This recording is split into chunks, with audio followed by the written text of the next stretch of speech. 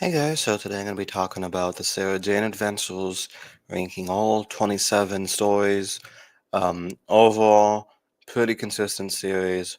We have D plus to B plus. Um, Honestly, I don't think there's anything below a D plus. So it's a very good show. I'm so glad I watched it. Not only because I love Sarah Jane, but I also love the whole supporting cast as well. So let's get started with Invasion of the Bane. So this is the premiere of the Sarah Jane Adventures. It's not the best episode, but I think it does a good starting point, reintroducing Sarah Jane, what she's been up to these past couple years, and her meeting her new neighbor Maria, and them saving Luke. We have Miss Moneypenny from James Bond playing the villain here. She creates Luke as this like super weapon, but then Sarah Jane kind of domesticates him, I guess, and adopts him. And it's a very sweet story because it kind of delves into Sarah's loneliness. You know, she never settled down. She never had kids, but it's something she always wanted. So it's a win-win for everybody. Moving on to Revenge of the Slitheen, I'm gonna give this a D plus. I don't like the Slitheen. I just think they're kind of goofy looking, and all of those stories would have been improved if they were just replaced by the Zygons. A similar but better villain, and if we're being honest. I do like how the twist was like this time they inhabit skinny people, not just fat people. I was like, whoa. But besides that, kind of a lame story. Moving on to the Eye of the Gorgon, or Gorgon, I don't really remember. I don't remember this one that much because it's been a while, but this is the one with the nuns with the creepy faces on them, and it's like they turn people to stone. I remember this is Maria's hot dad got turned to stone, and has the this cliffhanger. It's been a few years since I've seen this one, but I remember liking it. It's pretty creative, kind of spooky. A lot of Sarah Jane Adventures are spooky, but not in like a traumatizing way. I feel like the closest thing we had in like America was um, what is that show? It was a show about these kids at a boarding school, and all this weird shit was happening. It was on Nickelodeon. What was it called? House of Anubis, something like that. Stuff like this reminds me of that. Anyway, moving on to Royals of Kudluk. So, I'm pretty sure this is the one where they get like these teenagers go missing and they're forced to play in this like first person shooter Xbox game. And I remember this one was pretty good. It wasn't like amazing or anything, but I enjoyed it and gave Clyde more stuff to do because I feel like before this, in the other two episodes he was in, Clyde kind of like he was cool and everything, but he didn't really get a central episode that centered on him. So I enjoyed it. Moving on to whatever happened to Sarah Jane. This introduces the Trickster, which is my favorite villain in the Sarah Jane Adventures. I know it's not really a hot take. So this is like he goes back in time and so has Sarah Jane's friend who died, and he kind of twists it. Well, Sarah Jane died instead of the friend, and we know that Sarah Jane saved a lot of people. So what would happen if Sarah Jane died at the age of 12 instead of living into her 60s?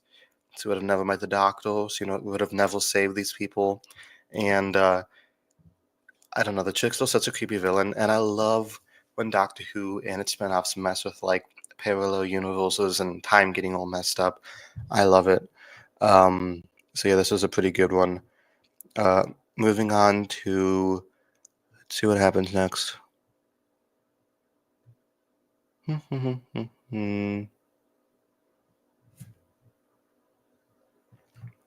Oh, this is the one. Okay, The Lost Boy is the season one finale where we find out that Luke's actually a well, they think that Luke's parents are actually out there, and he wasn't created in a lab or something. So Sarah Jane has to let go of him, and it's very sad for her.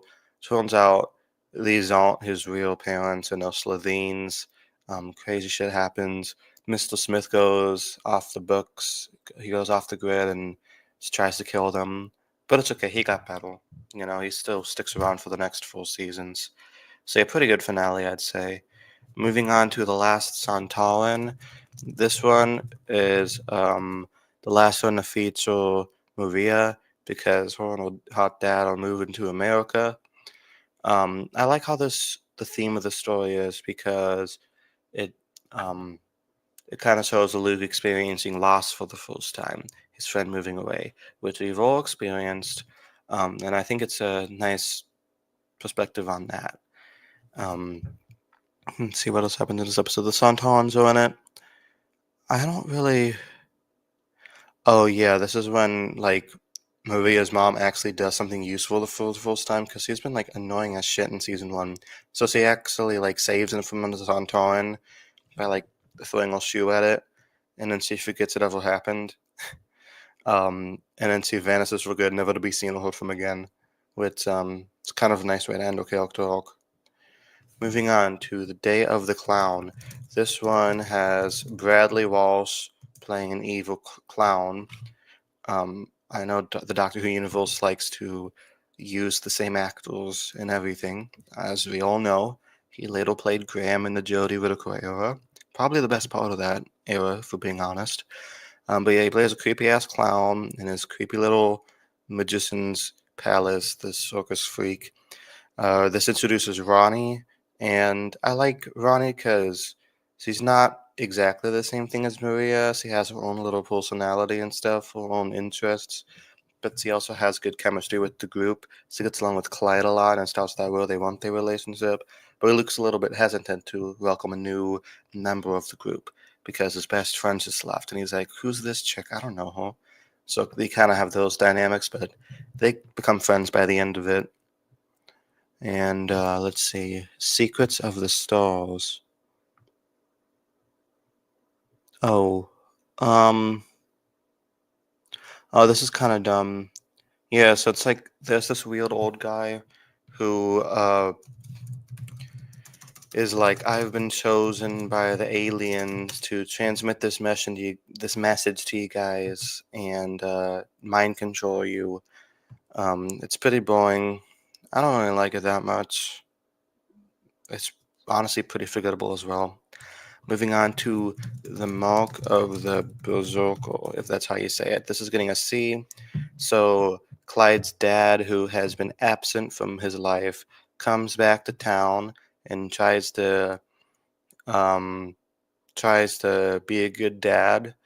Though conflict emerges when he gets this like amulet that makes him this evil Electro-like guy with superpowers. He kind of goes mad with money and power. It's a bit ridiculous, but I like the focus on Clyde. You know, Clyde's known for being the comic relief of the show, but sometimes he has some dramatic moments, which I think really helps him uh, become a more well-rounded character. So I don't know. I think Clyde's actor does a great job. Honestly, I'd love to see him back in the show. I know we saw him briefly in the Tales of the TARDIS back in 2023, and that was nice to see him again. But it'd be kind of cool to see him team up with Ronnie and Luke. Maybe Kate Stewart could recruit them like she does with every other old companion. Moving on to the Temptation of Sarah Jane Smith. So this is she goes back in time and meets her parents who died when she was a baby. So she never knew her parents, and it's a very beautiful, sad episode because she thinks of like what would have been. Because her parents seem like very nice people. Unfortunately, the trickster's involved, and he tries to like kill her when she's a baby or something. Um, or like he tries to fuck with time somehow, and uh, Clyde and Ronnie go back to the present, and everything's like this Terminator-esque wasteland, kind of like was shown in Pyramids of Mars a little bit. So they got to go back, and Sarah has to say goodbye to her parents. It's very sad. I think Elizabeth Sladen does a great performance in this episode. Moving on to Enemy of the Bane. So this is the season 2 finale where it shows Mrs. Wormwood from the series premiere team up with the Santalans to I don't know, try to take over the world or something. She needs she wants Luke back, but Luke wants to be with Sarah Jane. Um, Mrs. Wormwood's like, help, my kind's gonna kill me if you don't help me, but she's lying. So they have to recruit the man, the myth, the legend, the Brigadier to come and help him. And that is amazing. It's the last time we see the Brigadier, unfortunately, but he gives a great performance. I don't know how old he is when this was made, maybe in his like 80s or something, but it's so great to see him and Sarah Jane again after all these years. They had good chemistry, and I don't know. I love when this show makes references to Sarah Jane's original time on the show. You know, meeting him again because they won quite a few stories together. So this one gets a C. Like this one is not a C minus just because the Brig's in it. Though the story itself kind of simplistic, nothing amazing. But like I said, I love the Brigadier. Moving on to Prisoner of the Judoon, which is the season 3 premiere. So I don't remember much about this episode. I know that there was like, oh, this is the one. Okay, so I'm having to cross reference with my phone to remember what happens in these things.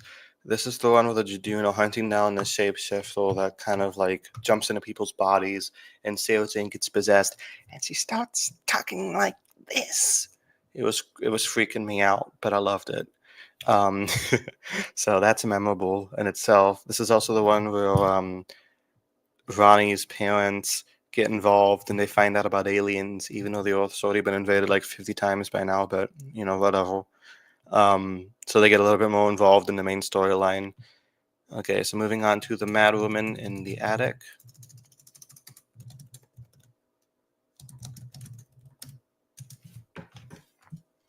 Whoa, why is that so huge?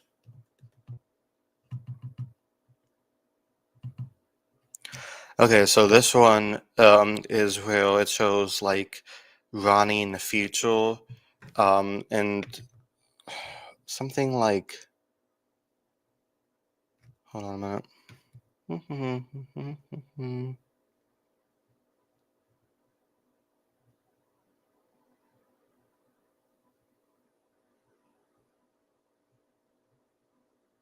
Oh yeah, this is where Ronnie hangs out with her old friend from her old town, and her friend's like, "You abandoned me. You don't talk to me anymore," and it's kind of sad. And then she like makes her wish that Sarah Jane and Clyde would leave her alone. But it like turns out to be one of those ironic wishes, like in the Wizards of Waverly Place movie, where it becomes too literal, and they stop existing or something. So in the future, she's all alone living in Sarah Jane's house, and luckily they're able to undo it. They got better, so that's nice. But I don't know. It's a nice story, pretty sentimental, but I liked it, and it gave Ronnie a lot to do. Moving on to the wedding of Sarah Jane Smith. So the trickster's up to his old tricks again. He's tricking along, and um, this time the doctor's here to stop him. So Sarah Jane falls in love and randomly gets married to this guy she's barely known. I don't know how much time passes. I just assume it's like a few months, or maybe a couple of weeks. Who knows? But it turns out the trickster's behind it, and he kind of traps them in this other dimension where they're stuck in like the church building where they're getting married, and there's like two different dimensions or something. And David Tennant's doctor shows up and saves the day, which is kind of cool because you see Sarah Jane show up on the doctor's show, but you haven't seen the doctor show up on Sarah Jane's show. So it's really nice to see, and I think David Tennant and Elizabeth Sladen have a lot of chemistry. I think some of that has to do with the fact that he was such a huge fan of the original series. And has a very emotional moment where she's like, "You're gonna change soon, aren't you?" So you could kind of tell because he had that prophecy back in the 2009 specials, so kind of ties into that as well. It's a pretty good episode. Moving on to the Eternity Trap. Let's see what happens here.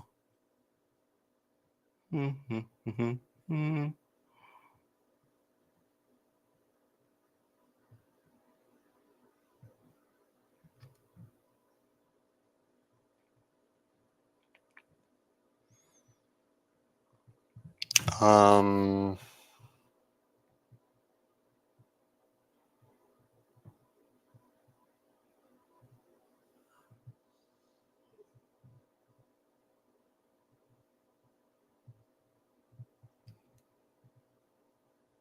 Honestly, I don't remember what the fuck happened in this episode. Even while reading the description, it blanked out of my memory, like Clara from the Doctor's brain. So I'm not gonna include this here. Moving on to Mona Lisa's Revenge. So this one's a bit hammy. So the Mona Lisa comes to life. She comes out of the painting and tries to kill everybody. It's pretty simplistic. Mona Lisa does nothing but scream the entire time. She's kind of a nag, for being honest. Um, I like how Clyde gets to save the day though with his power of painting. It shows that like even though he's not like a genius or super tough or anything, he still has his uses. It's fun fact: Mona Lisa's actress played the tortoise a couple seasons later in The Doctor's Wife. Moving on to The Gift. Um,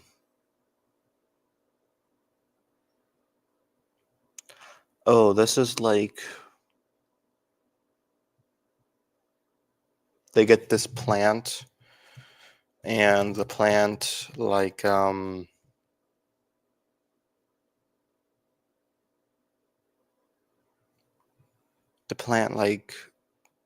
mind controls people or something. It's they're like the Slitheen except the brown. Honestly, I don't remember this one that much, but at least like some things are coming back to me.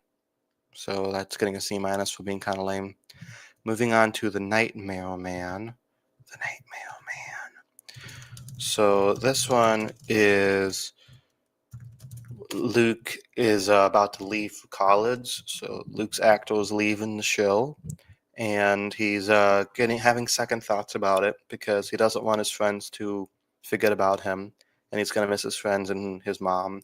So he starts having all these nightmares where the guy who plays Davos shows up and he starts terrorizing him and terrorizing everybody else, using his nightmares about his abandonment issues against him.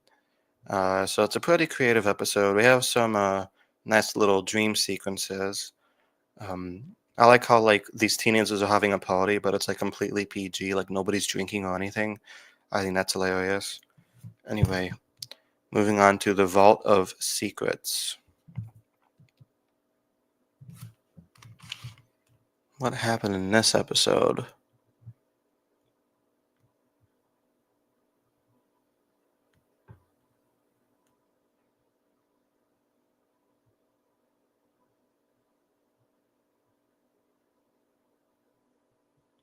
Oh, okay. So this features the return of that body snatching thing. So it takes over Gita, it takes over Sarah Jane. I like how Gita's like obsessed with UFOs now after she saw the Jadoon in the premiere that last season. That was kind of funny. Um, but besides Elizabeth Sladen acting like a lunatic, it was a pretty forgettable episode, if we're being honest. Um, Moving on to the death of the Doctor. I'll just put it here. Okay, so this is the best episode of the series. Not only does it feature the 11th Doctor, you know, I love the 11th Doctor, I love Matt Smith's portrayal, but it also has the return of Joe Grant, one of my favorite companions from the classic series. So if you have a Doctor I love and a companion I love, you put them both in this, it's going to be great. So the like unit shows up and they're like, "Hey, the Doctor's dead." Turns out he's not dead, and they want to use Sarah and Joe's memories to they want to harvest them or something. And they're like these big, like Sesame Street looking characters, big ostriches looking like Muppets. I love this episode. I think it's very memorable. My favorite scene is when when the doctor talks to Joe by herself, and she's like, "I thought you forgotten me. You know, I thought you thought I was stupid." And the doctor has to tell her, "No, you know, you're great." Um, it's just hard for him to revisit people as they grow older, because it reminds him that he won't be able to grow old with them. And they have such nice scenes together. It feels like, just for a moment there, it feels like the 11th Doctor reverted back into the third Doctor. So that episode makes it the best episode of the series. It's also, unfortunately, the last time Sarah Jane ever talks to the Doctor, ever encounters the Doctor, because Elizabeth Sladen died a year after. So it kind of has this feeling of tragedy to it as well. Moving on to The Empty Planet. So this is the one where it turns out Clyde and Ronnie are the only people left on the planet, and um, there's these robots that are following them around. One of them's yellow, one of them's red, and it turns out there's like this boy is involved, and he's actually the king of the robot people. And he really doesn't give a fuck about leaving, because he doesn't really like his life on Earth anyway, which is honestly kind of sad. But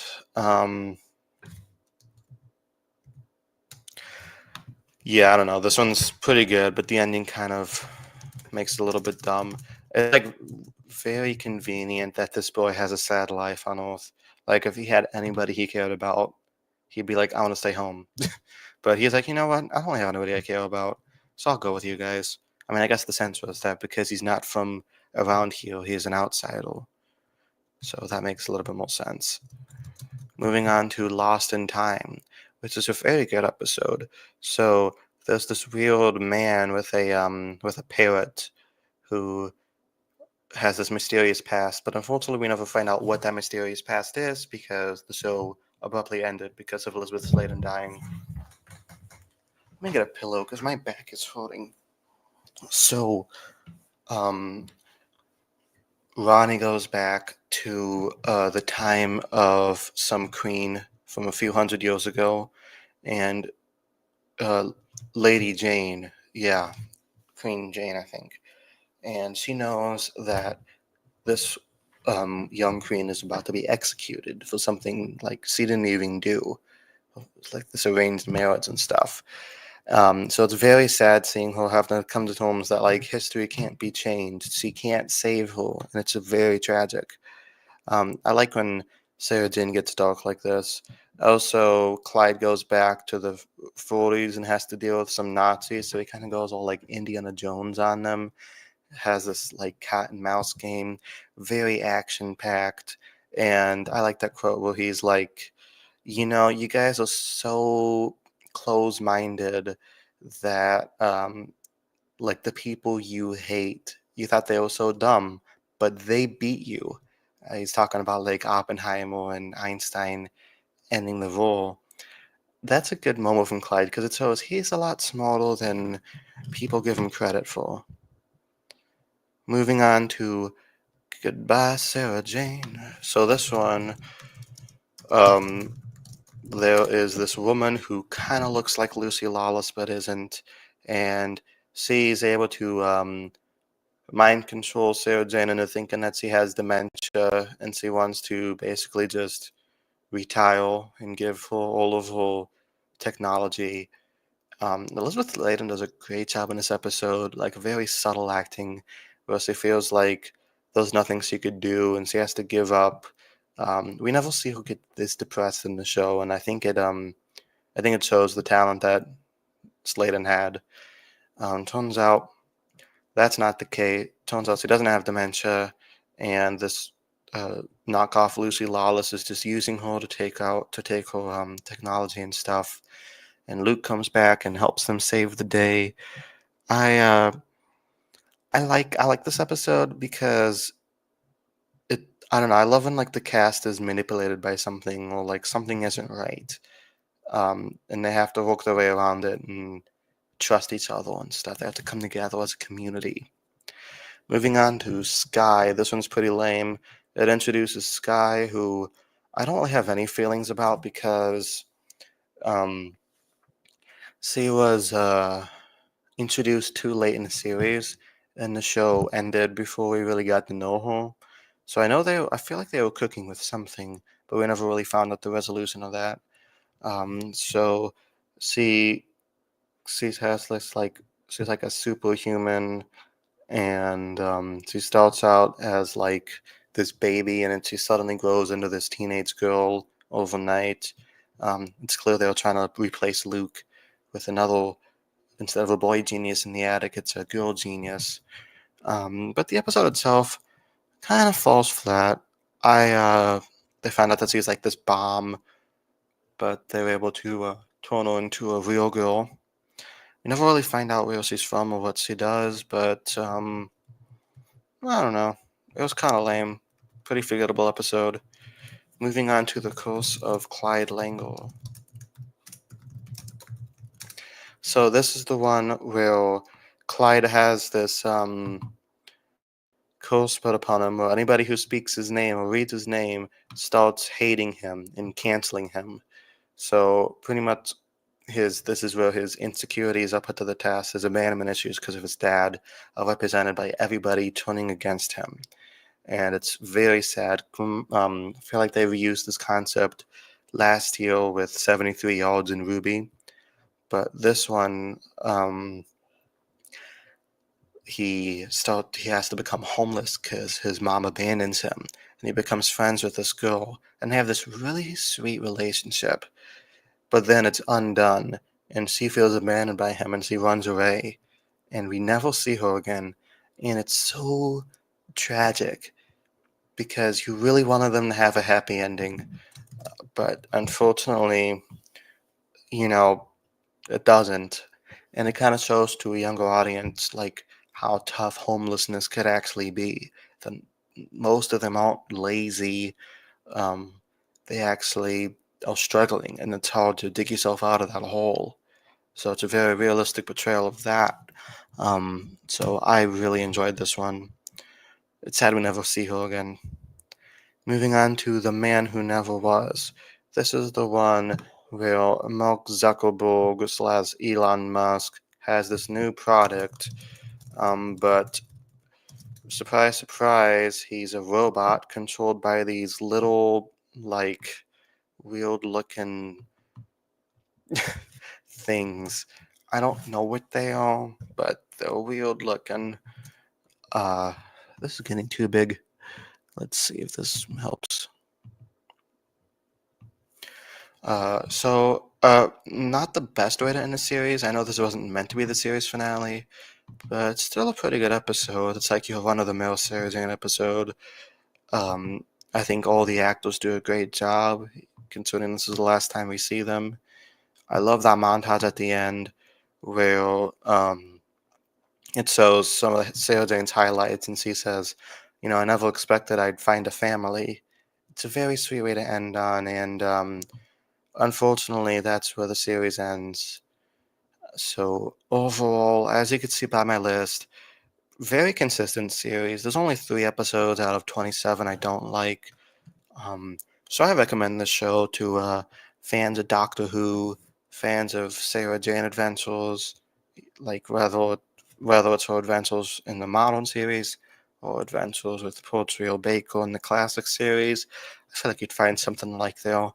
Some of it's a bit cheesy because it's meant for a younger audience, but I mean, just because something's meant for a younger audience doesn't mean it doesn't have to be good. Look at Pixar movies. Look at Gravity Falls or Avatar: The Last Airbender or Adventure Time, just to name a few. So let me know down in the comments what your favorite episode of the Sarah Jane Adventures is, and I will talk to you guys next time. Peace.